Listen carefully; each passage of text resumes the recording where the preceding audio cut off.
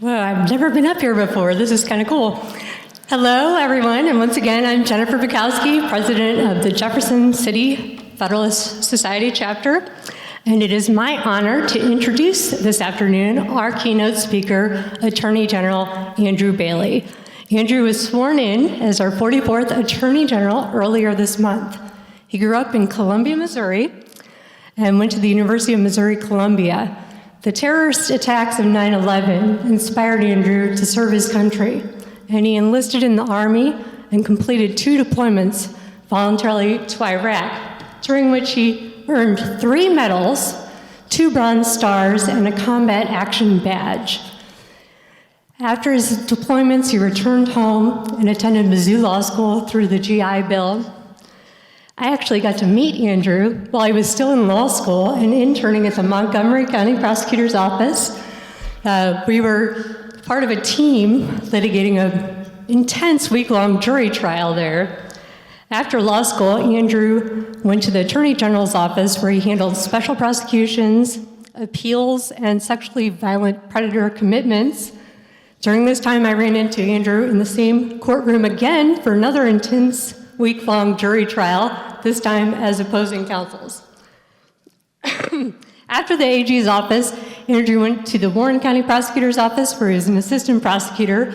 Then he became general counsel for the Department of Corrections. And then in 2019, he joined the governor's team as deputy general counsel. He was promoted to general counsel in 2021. I can only imagine it would be an interesting time during a pandemic to be advising the governor, and I think it's worth noting that Missouri never had a statewide mask mandate. Shortly after Andrew joined the governor's office or became general counsel, he graciously agreed to join our steering committee of our local chapter, and he's regularly attended our meetings where we often discuss the current legal issues of the day as we plan future programs. Although I'm not sure with his latest promotion from Governor Parson how often he'll be able to make our meetings. Needless to say, Andrew has had quite a legal career since I met him when he was an intern 11 years ago. And not only that, but during that time, Andrew and his wife, Jessica, have become foster parents and parents of 4 children, the youngest of which is only 6 months old. Andrew is talented in the courtroom, and he is committed to the Constitution and to federalism. He is the ideal speaker to give our keynote address this year. Please join me in welcoming Attorney General Andrew Bailey.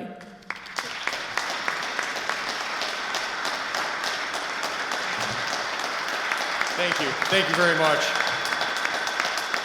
Thank you. I'm lucky that Ms. Bukowski still talks to me, having had to try a case with me and against me. I'm fortunate to have such a good friend that's willing to stay in contact with me, and I appreciate the kind words, Jen. And like any good textualist, I had to take a look at the House resolution to make sure there wasn't a separation of powers issue by me being here at the dais. I did confirm we are explicitly authorized in the plain text of the resolution to be here, so I appreciate the House giving us use of their chamber. And what an important event. What a great experience to get to be here and share this time together. And I see so many incredible attorneys and judges there in the audience.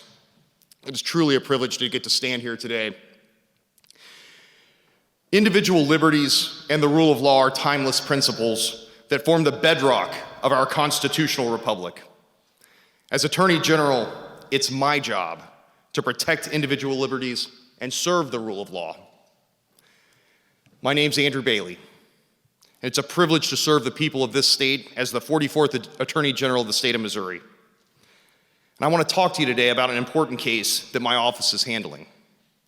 As many of you may have seen in the news, we're engaged in one of the most important First Amendment suits in a generation. It's a fight about coercion and collusion between the federal government and big tech social media. But before I do that, I want to express gratitude. Gratitude to be living in a nation wherein I enjoy the freedom to speak to you today and the freedom to speak freely, because not everyone across the world enjoys those freedoms. But freedom of speech faces unprecedented threats. We know unequivocally that large woke corporations have engaged in censorship of speech. But the threat runs so much deeper than that. I have in my possession tens of thousands of documents and pages of deposition testimony that show we no longer live in the nation our parents inherited. We now live in a historical epoch characterized by a dystopian relationship between the federal government and big tech social media giants. Theirs is a relationship of coercion and collusion to suppress free speech. This vast censorship enterprise violates an individual's freedom of speech and undermines the rule of law by empowering unelected bureaucrats to violate the First Amendment to the United States Constitution. Frederick Douglass once stated that liberty is meaningless where the right to utter one's own thoughts and opinions has ceased to exist. That of all rights is the dread of tyrants. It is the right which they first of all strike down. Douglass echoed enduring sentiments codified by the founders in the First Amendment.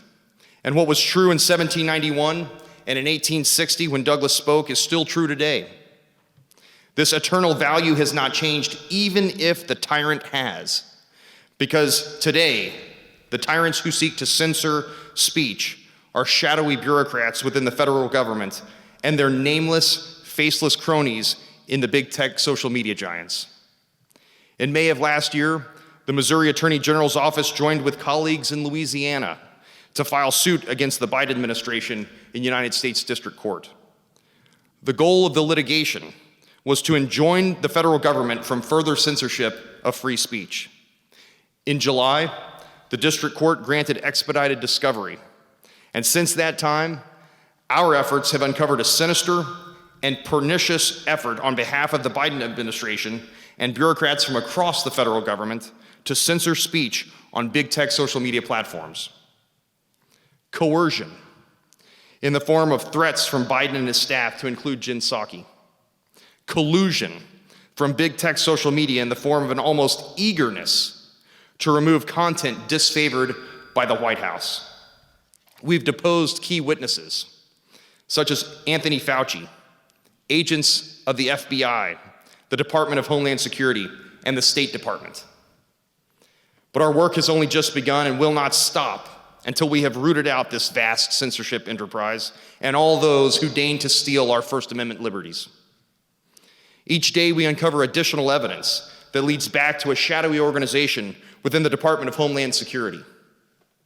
We know that DHS acts as the nerve center for this censorship machine, an agency established in the wake of 9/11 to protect Americans from foreign attacks has been weaponized to silence speech in betrayal of Americans' trust and values. DHS posits that it merely seeks to stamp out mis, dis, and malinformation. But once the government goes down this road, there is no limiting principle to restrain the impulse to censor. We know what they really want, and that is to label as a threat any voice that doesn't believe in climate change, any voice that believes that parents have a right to be involved in their children's education, and any voice that believes that a man cannot get pregnant. When did we become a nation that allows unelected federal bureaucrats to make subjective determinations as to what Americans can say and hear? This vast censorship enterprise has attacked speech related to COVID that didn't fit within the White House narrative. But it has gone further and worked to suppress information related to the Hunter Biden laptop story, a key piece of evidence that the FBI was in possession of 1 year before the 2020 election. And we've learned that the FBI, DOJ, and DHS met with big tech social media with increased frequency in the weeks and days leading up to the 2020 election. These meetings ultimately resulted in suppression of the Hunter Biden laptop story. This deprived Americans of vital information that would have informed their decision at the ballot box. Rather than spending time protecting Americans from foreign election interference, the FBI's efforts in relation to the Hunter Biden laptop constitute election interference. Moreover, this vast censorship enterprise goes all the way to the very top of the chain of command in the White House, according to a key document revealed in discovery. The coercion is tangible. Jen Psaki admitted as much from the White House podium when she stated that senior members of Biden's staff were flagging problematic posts, and the evidence shows it all flowed through the Department of Homeland Security. The White House regularly threatened sanction against big tech social media in the form of repeal of Section 230 of the Communications Decency Act, a statutory provision vital to the immense and growing wealth of these corporations. But the collusion on the part of big tech social media is equally frightening, where woke corporations have designed algorithms and policies intended to stifle free, fair, and open debate. What's more, the evidence has shown us that federal officials pushed big tech beyond their malicious censorship guidelines and actually made them go further to censor speech disfavored by the federal government. Big tech social media shouldn't be censoring anyone. No one would tolerate their cell phone provider telling them what they can and can't say on their phone. So why would we treat big tech social media any differently? But what this case is about is actually worse, because the censorship is being conducted at the behest of the federal government. The First Amendment has always protected disfavored speech. And in this country, the remedy for disfavored speech is counter speech, not government censorship. In 1943, the United States Supreme Court said that if there's any fixed star in our constitutional constellation, it's that no official, high or petty, can prescribe what shall be orthodox in politics, nationalism, religion, or other matters of opinion.